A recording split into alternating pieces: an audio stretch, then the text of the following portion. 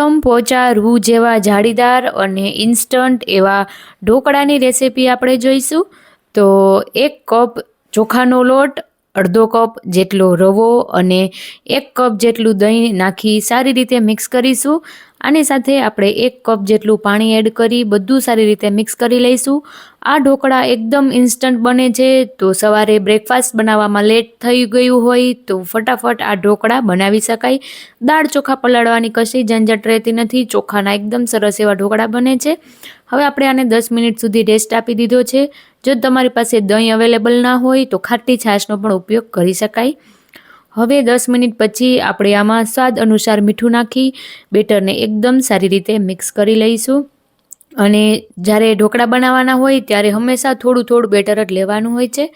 તો ઢોકળા આપણા બની જાય, ઠંડા થઈ જાય છતાં પણ સોફ્ટ રહે તેના માટે બેટરની અંદર આપણે થોડું તેલ નાખીશું, સારી રીતે મિક્સ કરી દઈશું.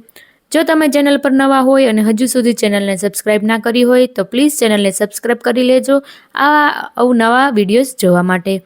તો હવે અહીંયા તમે સાજીના ફૂલ કે પછી બેકિંગ સોડાનો ઉપયોગ કરી શકો છો. આપણે અહીંયા ઇન્સ્ટન્ટ બનાવવાના છે. ઈનોથી ઢોકળા એકદમ સરસ એવા ફૂલી જાય છે. તો ઈનો ફ્રૂટ સોલ્ટ નાખેલો છે મેં, સાથે તેને એક્ટિવ કરવા માટે થોડું પાણી એડ કરીશું.